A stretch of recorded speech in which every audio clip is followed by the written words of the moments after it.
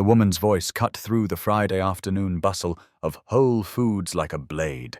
Sharp, deliberate, cruel. Her manicured fingers gripped an iPhone, while German words spilled from her lips with venomous precision. Diese armen Leute haben keinen Geschmack. Schauen Sie sich nur an, wie aussieht. Ein typischer amerikanischer Unterschichtvater. Garrett Walsh froze mid-step, his weathered hands tightening on the shopping cart where 8-year-old Maisie sat swinging her legs. The woman in the $1,000 Chanel suit continued her brutal assessment without a glance his way. Wahrscheinlich kann sich nicht einmal eine anständige Ausbildung für sein Kind leisten. Probably can't even afford proper education for his child. Then Garrett turned. Slowly, his voice emerged in perfect, fluent German. Entschuldigung, aber Ihre Annahmen sind falsch. Und Ihre Manieren sind beschämend. The woman's mouth fell open. Her iPhone clattered to the tile floor. What this billionaire had just discovered about the paint-stained single father was about to change everything. The cheese aisle of Whole Foods suddenly felt like a courtroom. Every shopper within 20 feet had stopped pretending to read nutrition labels. Victoria Hartwell stood frozen, her credit card halfway out of her designer purse, staring at the man she'd just insulted in what she thought was a language he couldn't understand. Her perfectly styled blonde hair framed a face that had gone pale beneath expensive makeup. Garrett bent down and picked up her iPhone, its screen now spider-webbed with cracks. The irony wasn't lost on him. "Your phone," he said in English, extending it toward her. His voice carried no anger, only a quiet dignity that somehow made the moment more devastating. Maisie watched the exchange with curious blue eyes, the same shade as her late mother's. She didn't understand German, but she understood tension. The little girl had learned to read adult emotions the way other children read picture books. Victoria's hand trembled as she reached for the phone. Their fingers brushed for just a moment, and she noticed his hands weren't just paint-stained. They were strong, calloused from real work, with a thin gold wedding band that caught the fluorescent light. Where did you learn German?" Her voice barely rose above a whisper. The confident CEO, who had been barking orders into her phone moments earlier, had vanished, replaced by someone who looked genuinely shaken. "Heidelberg University," Garrett replied, selecting a small block of Swiss cheese from the display. His movements were deliberate, unhurried. 2 years of postdoctoral research in comparative linguistics. He placed the cheese in his cart next to a loaf of whole wheat bread and a gallon of milk. Simple groceries. Honest groceries. The kind that stretched a budget but fed a family. Victoria's eyes tracked every item, her mind racing to reconcile the man before her with her assumptions. The silence stretched until Maisie broke it. "Daddy, what did the lady say about us?" Her voice carried the innocent directness that only children possess. Garrett's jaw tightened almost imperceptibly. He'd hoped she hadn't been paying attention, but Maisie had always been observant. Too observant for her own good sometimes. It was a trait she'd inherited from her mother, along with those penetrating blue eyes and an uncanny ability to see through people's pretenses. "She made some incorrect assumptions, sweetheart," Garrett said, his voice gentle but firm. He ran his fingers through Maisie's auburn hair, a gesture so tender it made Victoria's chest tighten unexpectedly. Sometimes people judge others without knowing their story. His eyes met Victoria's again, and she saw something there that made her want to disappear into the polished concrete floor. Not anger, not hurt. Something worse. Understanding. Victoria cleared her throat, her business training finally kicking in. Damage control, reputation management. These were skills she'd honed over years of corporate warfare. "I apologize," she said, her voice steadier now but still lacking its earlier arrogance. My call was stressful, and I spoke without thinking." The words sounded hollow even to her own ears. How do you apologize for revealing the ugliness of your own assumptions? How do you take back the moment when someone sees exactly who you really are? Garrett nodded slowly, as if accepting an apology he didn't quite believe. We all have difficult days, he said, but there was something in his tone that suggested he'd had more than his share. He started to push his cart toward the checkout lanes, Maisie waving goodbye over her shoulder like the polite child she'd been raised to be. Victoria found herself following them, her feet moving before her brain could protest. "Wait!" she called out, her voice catching slightly. Several shoppers turned to look, their expressions ranging from curious to judgmental. The cheese aisle had become an unexpected theater, and Victoria suddenly realized she was center stage in a performance she hadn't auditioned for. Garrett stopped but didn't turn around immediately. When he did, his expression was patient but wary, like someone who'd learned not to expect good things from strangers. "I'd like to make this right," Victoria said, her words rushing together in an uncharacteristic display of uncertainty. She was Victoria Hartwell, CEO of Hartwell Industries, a woman who commanded boardrooms and negotiated million-dollar deals without breaking a sweat. Yet here she stood, stumbling over an apology to a man in paint-stained jeans. "Please, let me pay for your groceries. It's the least I can do." Garrett's expression didn't change, but something flickered in his dark eyes. "That's not necessary," he said quietly. Pride. Victoria recognized it because she'd worn it like armor her entire life. But this was different. This wasn't the pride of wealth or status. This was the pride of a man who'd learned to make his own way in the world, who'd discovered that dignity couldn't be bought or sold. Maisie tugged on her father's sleeve. "Daddy, can we get the chocolate cake?" She pointed toward the bakery section, where a display of desserts sat behind glass like edible art. Her request was simple, innocent, but Victoria caught the way Garrett's eyes flicked to the price tag. $24.99. She watched him calculate, watched him weigh his daughter's want against his budget. "Maybe next week, honey," Garrett said, his voice gentle but final. Maisie nodded without complaint, already accustomed to delayed gratification. The interaction lasted only seconds, but it told Victoria everything she needed to know about this man and his daughter. They were a team. They understood each other. They'd learned to find joy in small things because the big things weren't always possible. "The cake, too," Victoria said suddenly, her voice stronger now. "Please, consider it an apology gift for Maisie."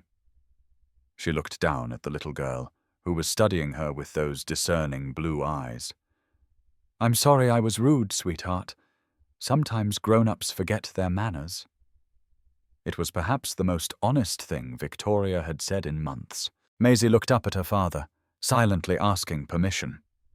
Garrett hesitated, clearly torn between pride and his daughter's happiness. Finally, he nodded. "Say thank you to Ms." He raised an eyebrow, realizing they hadn't been properly introduced. The absurdity of the situation struck him. Here he was, standing in a grocery store with a woman who'd just insulted him in German, about to let her buy his daughter cake. "Hartwell," Victoria said, extending her hand in a gesture that felt oddly formal given the circumstances. Victoria Hartwell. The name seemed to hover in the air between them. Garrett's expression shifted almost imperceptibly. Not recognition exactly, but something close to it, like a memory trying to surface from somewhere deep and long forgotten. "Thank you, Miss Hartwell," Maisie said with the careful politeness of a child who'd been taught proper manners. "The cake looks really good." Her smile was genuine, uncomplicated by the adult complexities swirling around her. Victoria found herself smiling back, surprised by how the simple gesture warmed something cold inside her chest. They walked toward the checkout together, an unlikely trio navigating the Friday afternoon crowd. Victoria found herself studying Garrett from the corner of her eye. His clothes were worn but clean, his posture straight despite whatever burdens he carried. There was something about him that nagged at her, something familiar she couldn't quite place. The way he moved, the cadence of his speech, the quiet confidence that seemed at odds with his circumstances. At the checkout, Victoria insisted on paying despite Garrett's continued protests. The teenage cashier, Ashley according to her name tag, seemed fascinated by the dynamic between them. She probably saw all kinds of customers during her shifts, but this particular interaction was clearly memorable. Victoria handed over her black American Express card without thinking, the same card she used for business dinners that cost more than most people's weekly groceries. "Have a nice day," Ashley said as she handed over the receipt. Her eyes lingered on Maisie, who was clutching the cake box like precious cargo. Children had that effect on people, Victoria noticed. They made adults remember what pure happiness looked like, what it felt like to be excited about something as simple as chocolate cake. Outside the store, Victoria hesitated beside her midnight blue Bentley. The contrast between her car and Garrett's aging pickup truck was stark, almost comical. Two different worlds that had collided in the cheese aisle and somehow found themselves sharing the same parking lot. The late afternoon sun cast long shadows across the asphalt, and Victoria realized she didn't want this encounter to end.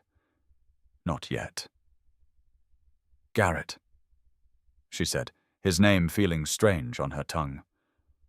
"I need to ask you something, and I hope you won't think I'm being presumptuous." She paused, gathering courage she didn't know she needed. "What do you do for work?" The question hung between them, loaded with implications neither of them was ready to address. Garrett shifted Maisie's hand in his, a protective gesture that didn't go unnoticed. "I do repair work, handyman stuff, some part-time work at the elementary school." His answer was matter-of-fact, neither apologetic nor defensive.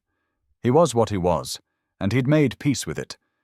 But Victoria sensed there was more to the story. There had to be. You don't learn fluent German from fixing leaky faucets. "And before that?" Victoria pressed gently. She was walking on dangerous ground, she knew. Privacy. Privacy was a luxury she'd learned to guard jealously, and she was asking this man to give up his. But something about him compelled her to dig deeper. Maybe it was the way he'd handled her insults with such grace. Maybe it was the obvious love between him and his daughter. Or maybe it was simply the mystery of a brilliant man hiding in plain sight. Garrett was quiet for so long that Victoria began to think he wouldn't answer. When he finally spoke, his voice carried the weight of old grief. "I used to teach. University level. Linguistics." 3 simple sentences that contained a lifetime of story. What had happened to bring a university professor to this parking lot, to this moment, to a life of handyman work and careful budgeting? Which university? Victoria found herself asking, though she wasn't sure she wanted to know the answer. The pieces of the puzzle were starting to form a picture she wasn't prepared for. A brilliant man, a single father, a daughter with eyes like her late mother's. The wedding ring he still wore despite being alone. The careful way he spoke about his past, as if the words might break if handled too roughly. "UMass Amherst," Garrett said quietly. "Department of Comparative Linguistics." He looked down at Maisie, who was busy examining her cake through the clear plastic container. That was before. Before what, he didn't say. Before his world changed. Before he became the man standing in this parking lot, explaining himself to a stranger who'd judged him without knowing his story. Victoria felt something shift inside her chest, like tectonic plates rearranging themselves after an earthquake. She'd built her life on quick judgments and decisive action. In the business world, hesitation was weakness, and second-guessing was fatal. But standing here, looking at this man who'd lost one life and built another from the ashes. She felt her certainties crumbling.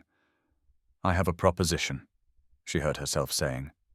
The words seemed to come from someone else, someone braver and more impulsive than the Victoria Hartwell who'd walked into Whole Foods an hour ago. "My company needs someone with your language skills. Translation work. German contracts." She was improvising now, but the idea felt right. More than right. It felt like redemption. Garrett's expression remained carefully neutral. "What kind of company?" His question was reasonable, practical. The kind of question a responsible father asks when considering a job offer from a stranger he'd met under less than ideal circumstances. Victoria realized she was about to find out if her reputation preceded her, if the Hartwell name carried weight in circles beyond her usual sphere. "Hartwell Industries," she said, watching his face for recognition. "Medical equipment manufacturing. We do a lot of international business." She paused, then added with what she hoped was professional confidence. "The pay would be significantly better than handyman work." It was a calculated risk, addressing the financial disparity between them directly. But subtlety felt wrong here. This man deserved honesty. Something flickered across Garrett's features. Not excitement exactly, but something like cautious interest. "You're offering me a job?" His tone suggested he found the situation as surreal as she did. "You don't know anything about my qualifications, my work history, whether I'm reliable or competent or—" He trailed off, shaking his head slightly. "I know you're fluent in German," Victoria said firmly. "I know you have a doctorate in linguistics. I know you handled my rudeness with more grace than I deserved." She glanced down at Maisie, who was listening to their conversation with the intense focus children bring to adult discussions they don't quite understand. "And I know you're raising a polite, well-adjusted daughter on your own. That tells me everything I need to know about your character." The silence stretched between them, while Garrett considered. Victoria found herself holding her breath, surprised by how much his answer mattered to her. This wasn't just about assuaging her guilt over the grocery store incident. This was about second chances and unexpected connections and the strange alchemy that could transform a moment of ugliness into something resembling grace. "Daddy," Maisie said quietly, tugging on Garrett's sleeve, "is the nice lady offering you a real job?" Her question was innocent, but it cut straight to the heart of everything. A real job. Not pity, not charity, not a wealthy woman's attempt to buy her way out of an awkward situation. Something real and sustainable and dignified. Garrett looked down at his daughter, then back at Victoria. When he spoke, his voice was steady but cautious. "I'd need to know more details. Responsibilities. Schedule. I have commitments." His eyes flicked to Maisie, making it clear where his priorities lay. This wasn't just about him anymore. Every decision he made had to filter through the lens of fatherhood. Victoria nodded, understanding flooding through her. Of course. Completely reasonable. What if— She paused, pulled out her phone, then thought better of it. Instead, she reached into her purse and withdrew a business card. Real paper, real ink. Something tangible in a digital world.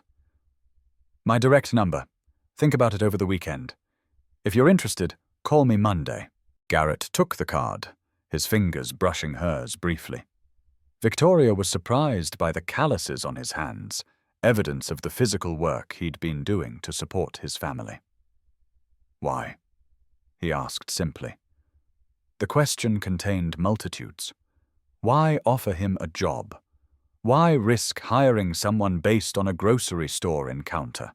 Why trust a stranger with her company's business? "Because," Victoria said, surprising herself with the honesty of her answer, "I think we both need this chance to be better than we were an hour ago." It wasn't a business answer. It wasn't strategic or calculated or designed to achieve maximum advantage. It was simply true. Sometimes the most important decisions weren't made in boardrooms, but in parking lots, between people who'd seen each other at their worst and chosen to reach for something better. Maisie had opened the cake container and was carefully examining the chocolate frosting. "Daddy, can we share this when we get home?" she asked, "like we shared the birthday cake last month?" There was something wistful in her voice, a child's understanding that special treats were rare and should be savored. Victoria found herself wondering when Maisie's birthday had been, whether Garrett had managed to make it special, despite whatever constraints he faced. "Of course, sweetheart," Garrett said, his voice soft with the kind of love Victoria hadn't heard in years. "We'll have it after dinner." He looked back at Victoria, something approaching warmth in his dark eyes. "Thank you. For the cake. For the—" He gestured vaguely, encompassing the complexity of everything that had happened between them. "Thank you," Victoria said quietly, "for reminding me that assumptions are dangerous things." She watched as Garrett secured Maisie in the truck's passenger seat, noting the careful way he checked her seatbelt twice. Everything about his movements spoke of practiced care, of a routine born from necessity and love. This was a man who'd learned to be both mother and father, to fill all the empty spaces in a child's life. As the pickup truck pulled out of the parking lot, Victoria stood beside her Bentley and realized something had fundamentally shifted. The woman who'd walked into Whole Foods that afternoon, impatient, judgmental, insulated by wealth and status, felt like a stranger. In her place stood someone who'd been forced to confront the ugliness of her own assumptions and found something unexpected on the other side. Her phone buzzed with a text from her assistant. "Conference call with the Frankfurt team in 30 minutes. Are you still at the grocery store?" Victoria stared at the message, trying to reconcile the world of international business deals and corporate strategies with the conversation she'd just had. The Garrett Walsh who spoke fluent German and held a doctorate in linguistics didn't fit into any category she understood. She got into a car, but didn't start the engine immediately. Instead, she sat in the leather seat that cost more than most people's monthly salary and thought about paint-stained jeans and carefully counted grocery money, and a little girl who was excited about chocolate cake. The contrast should have felt jarring, but instead it felt like a revelation. Like waking up from a dream she hadn't realized she'd been having. The drive back to her office in Springfield took 35 minutes, but Victoria's mind was still in that parking lot. She thought about Garrett's hands, strong and capable despite the calluses. She thought about Maisie's polite thank you, and the way she'd looked at the cake like it was treasure. She thought about university professors who became handymen and the kinds of losses that could reshape a life so completely. Her assistant, Margaret, was waiting with a stack of papers and a concerned expression. "The Frankfurt call is in 5 minutes," she said, glancing at Victoria's uncharacteristically disheveled appearance. "Should I reschedule?" It was a reasonable question. Victoria Hartwell was never late, never unprepared, never anything less than perfectly composed for international business calls. "No," Victoria said, straightening her jacket and walking toward her office. "Let's get this done."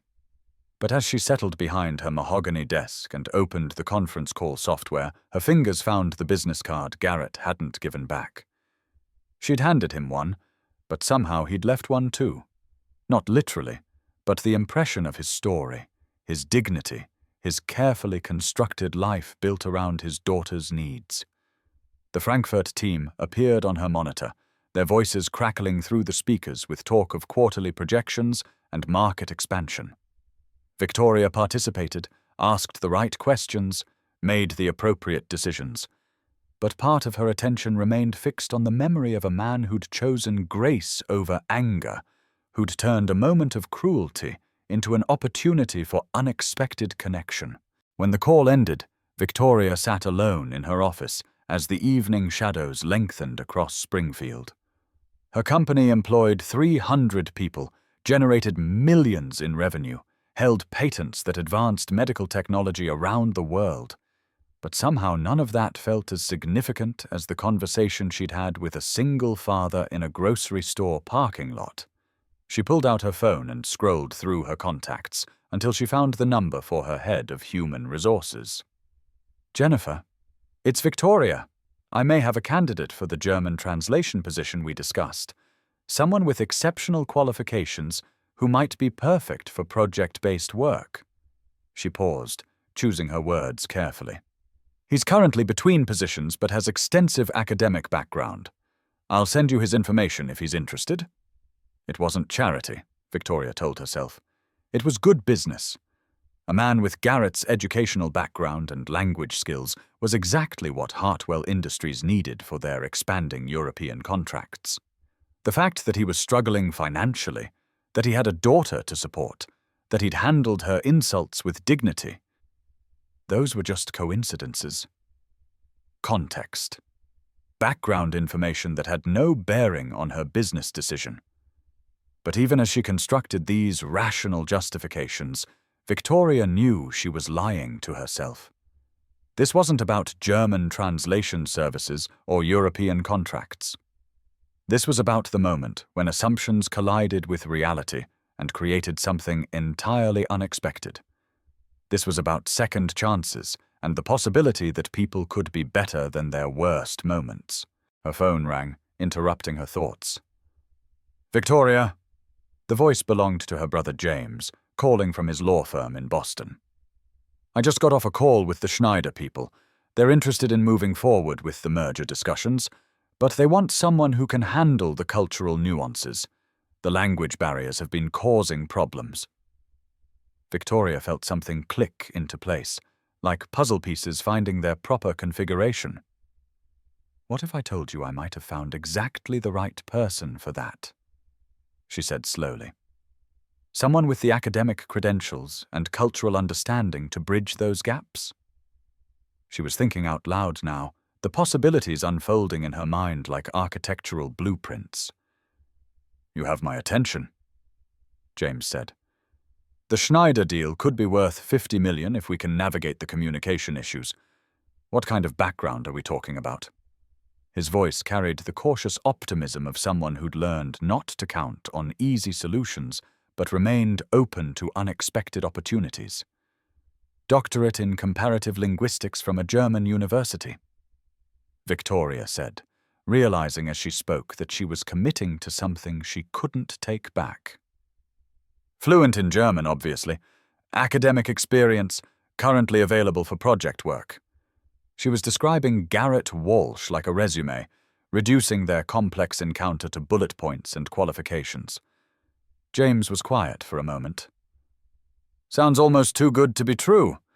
What's the catch?" It was a reasonable question. In their world, exceptional qualifications usually came with exceptional complications. People with doctoral degrees from German universities didn't typically find themselves available for sudden project work without some kind of story behind the availability. "No catch," Victoria said, though she knew that wasn't entirely true. The catch was that she'd met this potential translator by insulting him in a grocery store. The catch was that she had no idea if he'd even accept her job offer. The catch was that she was making business decisions based on parking lot conversations and the way a man treated his daughter. "I'll know more Monday." After she hung up, Victoria sat in her office. As the building emptied around her, through her window she could see the lights of Springfield beginning to twinkle in the gathering darkness. Somewhere out there, Garrett Walsh was probably helping his daughter with homework, or reading bedtime stories, or doing whatever single fathers did in the quiet hours of the evening. She thought about the cake they were sharing, the simple pleasure of chocolate frosting, and a child's laughter. When was the last time she'd experienced something that uncomplicated? When had she last felt joy that wasn't connected to profit margins or market share or beating the competition? The questions felt dangerous, like examination of a life she'd been too busy living to actually consider. Victoria's phone buzzed with a text from her personal assistant. Reminder, dinner with the Patterson Group at 8. Car is waiting downstairs. Another business dinner, another evening of strategic conversations and careful networking, another night of playing the role of Victoria Hartwell, successful CEO, while some other version of herself, the one who'd stood in a parking lot and offered a job to a stranger, remained locked away. She gathered her things and headed for the elevator, but something made her pause at Margaret's desk. Her assistant had left a neat stack of papers for Monday morning, along with a coffee mug that read, "World's Most Patient Assistant."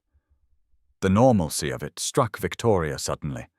Margaret had worked for her for 5 years, handled her schedule, fielded her calls, managed her professional life with quiet efficiency. But what did Victoria actually know about her? Did Margaret have children? Hobbies? Dreams that extended beyond organizing someone else's calendar? The elevator descended toward the parking garage where her driver waited with the Bentley. Victoria caught her reflection in the polished steel doors and barely recognized the woman looking back at her. Same perfectly styled hair, same expensive suit, same confident expression. But something fundamental had shifted behind her eyes. Some certainty had cracked, leaving room for questions she'd never thought to ask. The dinner with the Patterson Group passed in a blur of familiar conversations about market opportunities and strategic partnerships. Victoria played her part perfectly, asking the right questions, making the appropriate commitments, navigating the complex dance of high-level business negotiations. But her mind kept drifting to a little girl sharing chocolate cake with her father, to paint-stained jeans and careful grocery budgets, and the quiet dignity of starting over. It wasn't until she was back in her penthouse apartment, looking out over the city lights, that Victoria allowed herself to fully process what had happened. In the space of a few hours, her understanding of the world had been fundamentally challenged. Not by a business rival or market forces or any of the usual disruptions that shaped her professional life. By a single father in a grocery store who'd reminded her that assumptions were dangerous things. She poured herself a glass of wine and sat in her living room, surrounded by art that cost more than most people's annual salaries. The irony wasn't lost on her. She lived in luxury that would be incomprehensible to someone like Garrett Walsh, yet she felt envious of something he possessed that no amount of money could buy. The simple joy of sharing cake with his daughter. The knowledge that he was loved unconditionally. The purpose that came from being someone's whole world. Victoria's phone sat silent on the coffee table, but she found herself staring at it as if willing it to ring. What if Garrett didn't call on Monday? What if their encounter had been just that? A momentary collision of different worlds that would leave no lasting impact. The possibility bothered her more than it should have. She'd built her life on controlling outcomes, on making things happen through force of will and strategic planning. The idea that something she wanted might be entirely beyond her influence felt foreign and uncomfortable. Sunday passed slowly, filled with the usual activities that comprised Victoria's weekends. A workout with her personal trainer.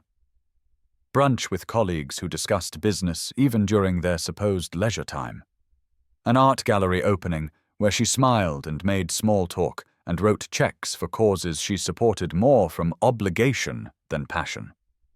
Through it all, she found herself thinking about Maisie Walsh and whether the little girl had finished her homework, whether she was excited about going back to school on Monday, whether she understood how lucky she was to have a father who put her needs above everything else. Monday morning arrived with its usual rush of emails and conference calls and decisions that needed to be made.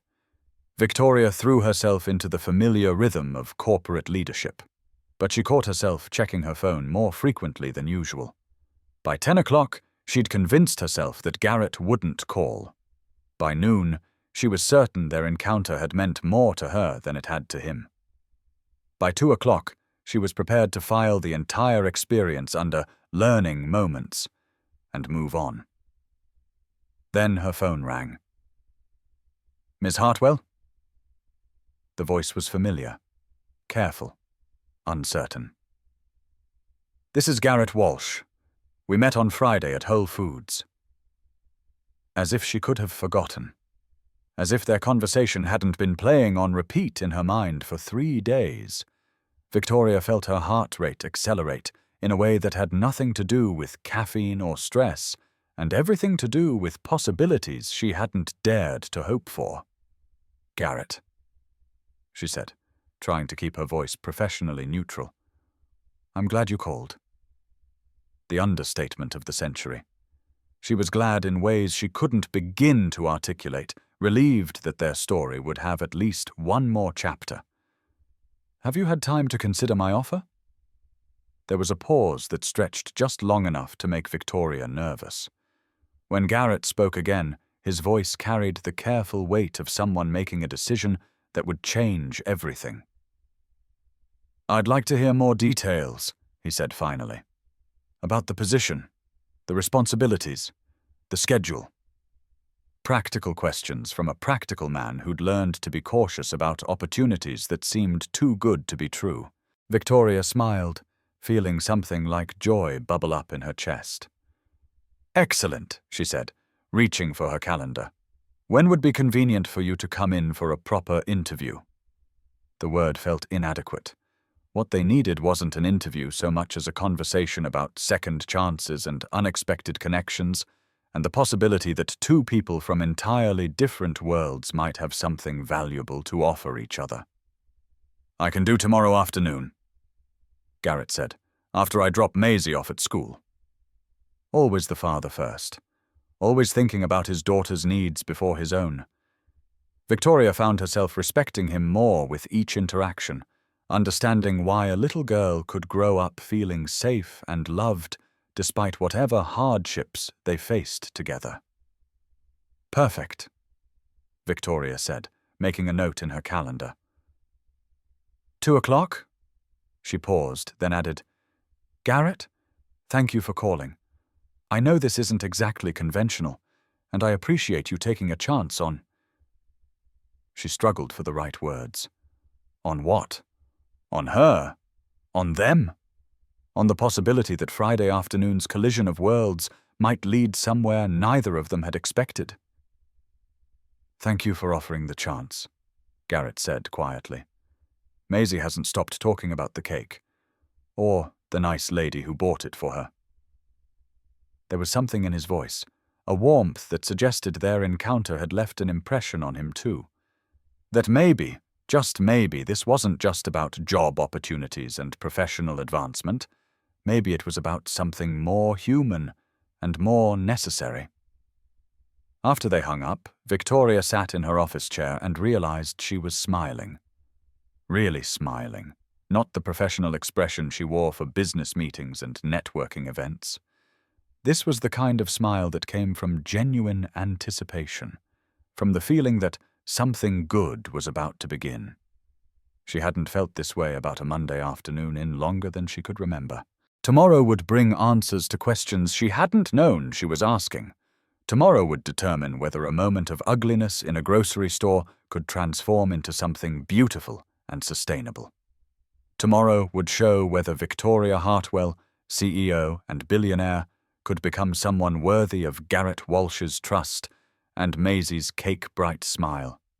But today, for the first time in years, Victoria found herself looking forward to tomorrow with something that felt remarkably like hope.